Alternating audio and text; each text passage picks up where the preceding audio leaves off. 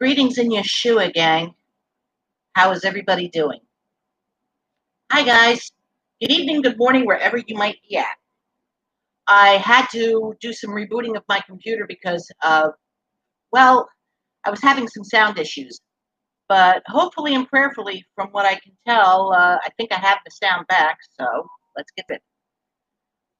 I was really, really challenged with this morning's devotions. I would highly encourage you guys, when you get the chance, to really read the book of Habakkuk. Slowly but surely, I've been reading it, and it's very powerful to me. And that's why I'm doing this vlog. I titled this "We Struggle to Wait" because I believe we have issues in that area. I mean, let me ask you this. How difficult do you find it to wait while God works in your life? I mean, you got to admit, it gets frustrating, doesn't it? I know it gets frustrating for me, and I find it extremely difficult. I get very impatient. I get very frustrated when results don't come like that. That's how we are in society today. We expect things like that. I remember a movie. I'm not sure if any of you have ever heard of it.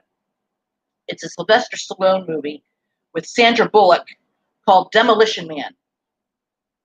And her character is Lelina Huxley. She's a lieutenant in the police force. He is a very decorated cop from the past because he was so violent, so to speak, and because of a frame-up, he gets sentenced to cryogenic freeze for who knows how long. Well, they dethaw him because a really evil person played by, oh crud, I hate this, named Simon Phoenix, comes out, and he's a psychotic. And they don't know, this is a peace-loving society, they don't know how to deal with it. So Lelina, in this one particular moment when they're trying to pursue Phoenix, she says on her little communicator that she needs all this information and she needs it 10 seconds ago. That's how we are as a society. We can't wait. And I'll admit it, I have those moments too. I'm very impatient. I get really frustrated when things don't happen when I think they should and when I want them to. And a really good example for me, Ricky and I waited 4 years. 4 years.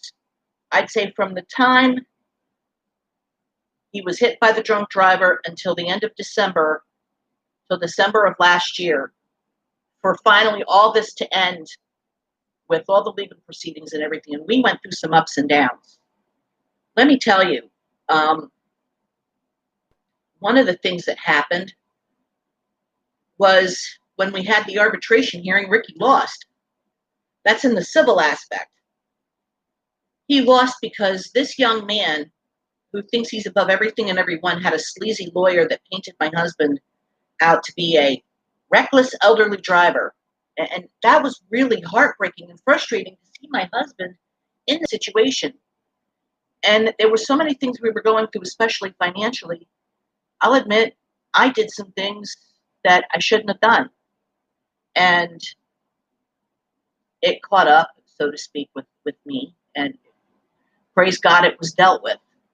But there are so many things here in this that through this, God had to show me, and he's still showing me. And I've been learning this over and over again about being willing to wait on him, about being willing to trust him. And I can so relate to poor Habakkuk here as he's trying to figure out, why in the world is God going to use this disgusting heathen nation, Babylon, to be his instrument of judgment on Judah? You see, during Habakkuk's day, he's prophesying in Judah after the death of King Josiah. Josiah was a very godly king. He tried to reform Judah. He tried to reform a society that was reeling from moral corruption that was caused by Manasseh and Ammon. His reform efforts perished with him, and everything all that moral and spiritual corruption came right back full force. Habakkuk is asking God, how long are you going to wait until you do something about all this? And when God answers, God tells him he's raising up the Chaldeans, which would be Babylon, to deal with them. And Habakkuk is shocked. Habakkuk is completely, absolutely shocked. He's thinking, wait, what's the purpose in this? My notes in my Bible say that Habakkuk was shocked. Where was the justice in punishing Judah by a far more wicked nation? He's trying to understand. He understands God's character, that he can't stand sin, that he's holy. And it says here, Yahweh is Habakkuk's God. Habakkuk, he's committed to Yahweh. He's committed to God. But he doesn't fully understand God's ways, especially when it pertains to man. And how often do we have that happen? Seriously. How often do we have a hard time understanding the way God deals with us? And that's something that gets me, that I'm having to learn over and over and over. And here in this moment, Habakkuk is honestly asking God some serious questions. And if you read in chapter 1, verses 12 through 17, you'll see these questions. He's speaking very honestly with God, and he really wants to know and understand God's ways. So here in chapter 2, which was this morning's devotions, which I'm going to go into a little bit, Habakkuk says, I will stand my watch and set myself up on the rampart, in other words, the watchtower, and watch to see what he will say to me and what I will answer when I am corrected or when I'm reproved. So this was God's beginning statement. He says to Habakkuk, then the Lord answered me and said, write the vision and make it plain on tablets, that he may run who reads it. For the vision is yet for an appointed time. But at the end, it will speak and it will not lie. Though it tarries, wait for it, because it will surely come, it will not tarry. And there's something interesting in this, because God is promising something. God is saying, I'm going to tell you, and I want you to write this down, so there's a written record so people can read it and see it. And Habakkuk does do this. And if you read chapter 2, God promises that Babylon will be dealt with too, that God hasn't forgotten his people, that God will take care of his people even through the judgment that he's bringing on them, because they're going to wind up in Babylon for 70 years. And he says, I'm still going to take care of my people. And also, I'm going to deal with these guys. Watch how I deal with these guys, because you see this in all of chapter 2. He talks about how he's going to ultimately deal with Babylon. And in 539 BC, that happens. It says here in my notes, though protected by what was believed to be impregnable walls, 85 feet thick and 11 miles long, guess what happens? Babylon falls to the Medo-Persian Empire in 539 BC. Nebuchadnezzar's son, Belshazzar, being the arrogant person that he was, and he was very arrogant, did not think to honor God. I don't think he learned from his dad. And he did something very disgusting. And despite being called out through a handwriting, meanie, meanie, tekel, you farson on a wall, he still went on and partied, and guess what happened? Yeah, read chapter 5 and you'll see what I'm talking about. Guys, I know it's difficult to wait. We'll never fully understand everything God does until we see him face to face. 3 years ago, my father went to be with the Lord, and my father and I didn't have a very good relationship. I'd say, especially during not just my teenage years, but while I was in college and even afterwards. For a while there, my husband and I separated ourselves from the rest of my family so we could establish our own traditions, especially around the holidays. I didn't want to be around the dysfunction. 2016, I was made aware of the fact that my father was having some health issues. And I knew it was serious because my sister's the one telling me, and my father is very upset over my knowing this. My father was very secretive. We go up and see him. I let him know how much I care about him and to take care of himself, that I still love him, regardless of the differences we have. February of 2017, God called my father home. And I'll be honest, guys, it still hurts. I am always going to love my father. I'm never going to stop loving him. Part of why my father was the way he was, not just because of the background he came out of, the old-fashioned background, growing up, but also the independent fundamentalist Baptist background, the IFB background that we came out of. He really thoroughly embraced it. That's another matter. But like I said, I have moments where I don't understand why things like that happened. I don't understand why my father wouldn't take better care of himself, why he wouldn't be more open and honest about things. I couldn't understand especially why my father couldn't deal with the fact that his daughter had been molested by a so-called man of God from the ages of 14 to 16. It started in fall of 1984. It was a grooming process. And in spring of 85, that was when my molester made his stinking move.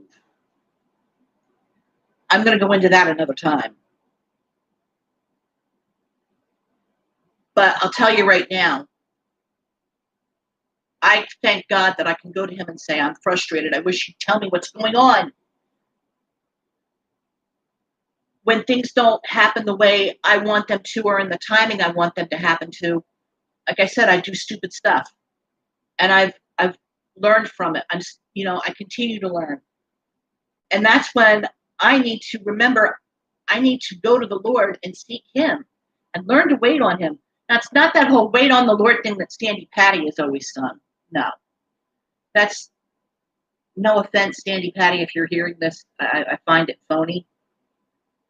But I believe what this verse I put here states in Psalm 27:14. And I'm going to read it for you guys. Wait on the Lord, be of good courage, and he shall strengthen thine heart. Wait, I say on the Lord. I think that's what Habakkuk was choosing to do. Because if you read in chapter 3,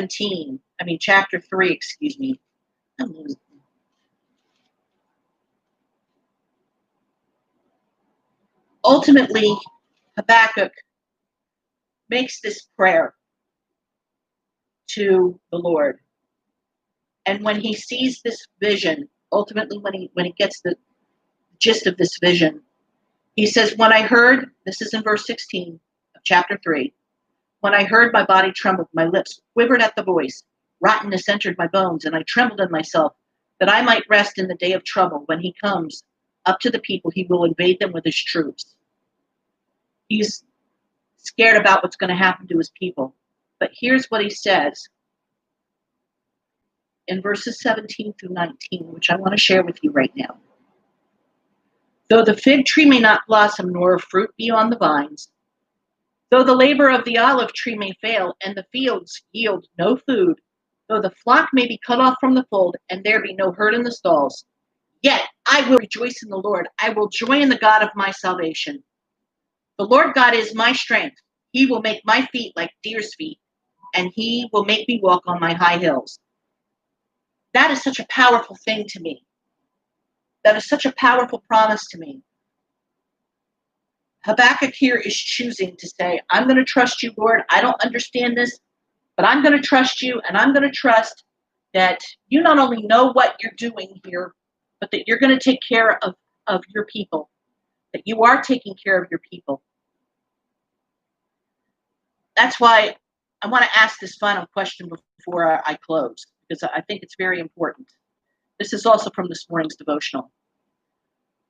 While you wait, how can you obey God in what he has already given you to do? One of the things my husband said was continuing in prayer, and I believe that. I believe, though, we need to listen to what God's saying and act on it. And I want to go into this a minute. I believe we need to seek his will, not ours, during the things that we go through during life's journey. Itchy nose. In particular, with whatever we are experiencing at that moment. We need to be willing to say, okay, Lord, I don't understand why this is happening. And I wish I knew right now, but I'm going to trust you. Remember Job. Job didn't get the answers, but God said, I'm in control. I'm here for you. I'm taking care of you. Just know that. Psalm 46, which is one of my favorite Psalms. And I want to share this with you because I think it's very important. This is something that my pastor went into just before the whole shutdown of everything hit here. God is our refuge and strength, a very present help in trouble. Therefore, we will not fear though the earth be removed, and though the mountains be carried into the midst of the sea. Though the waters roar and be troubled, though the mountains shake with its swelling. Selah. And I'm going to read the last part of this. Verse 10. Be still and know that I am God. I will be exalted among the nations. I will be exalted in the earth. The Lord of hosts is with us. The God of Jacob is our refuge. Selah. I want to leave you with that. And I encourage you to read Psalm 46 as well. I encourage you to go to the Lord and say, Lord, I don't know what is going on here. Show me how I can obey you in what you've already given me to do. Maybe he's saying, stay where you're at and ask God what ways you can serve him best where you're at. Or maybe he's wanting you to leave a particular situation that's unhealthy. And he's asking you to trust that he will take care of you, that he will supply. Maybe he's telling you, you're in an unhealthy church, you need to get out of there. Whatever it is, please be willing to seek God's will in it, not yours, especially with whatever journey that you are experiencing. It's like this morning's devotional writer stated when she was talking about seeing those robin eggs. They take 2 weeks to hatch. And she was really impatient. She said, like eggs, prayers don't often have or hatch immediately, but rather incubate in God's overarching purposes for our world and our lives. Think of what's going on right now, guys. Think of what's been happening since February, March with this coronavirus. And also with Ahmaud Arbery, Breonna Taylor, and George Floyd. The genuinely innocent Black people, human beings, who were murdered by evil people, whether they had a badge or not, they were evil. And we are not to go painting all police officers with the broad brush of being racist, because not all police are that way. And for those that are into the Black Lives Matter, I believe that black, white, brown, yellow, every life matters. There's no one life that is above the other.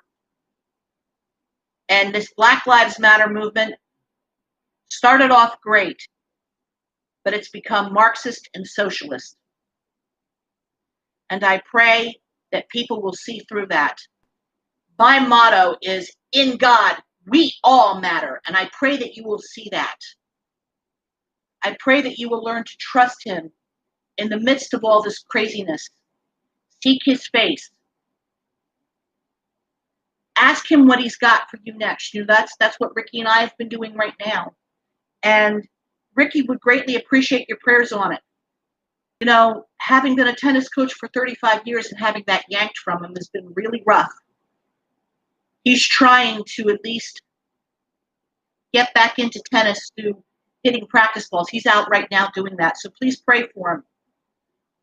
Please, because he really needs it. He doesn't know what God has for him. He's trying to seek the Lord on it. And I'm trying to seek the Lord with what he's got for me.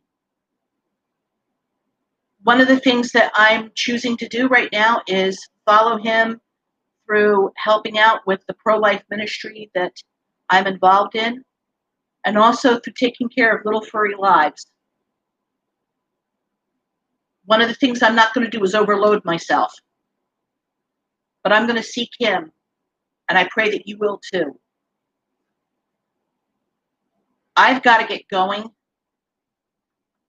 Today's Tuesday. I don't know what we're going to do today, but whatever it is, we're going to put the Lord first in it. And I just reach out to you guys. Whatever situation you are facing, whatever journey you are going through right now, don't get frustrated. Well, it's okay to be frustrated, but take that frustration and give it to the Lord and say, Lord, I'm frustrated. I wish I knew the answers to this, but I'm going to trust you to give me the answers in your way, in your will, in your timing. I love this prayer in this morning's devotional. She says, Dear God, help me to trust you to work while I'm waiting. Ask God that. I know that's what I intend to do. You guys have a really great Tuesday or a great day whenever you get to see this. And just remember, you are loved by an almighty God and that he is taking care of you. Bye for now.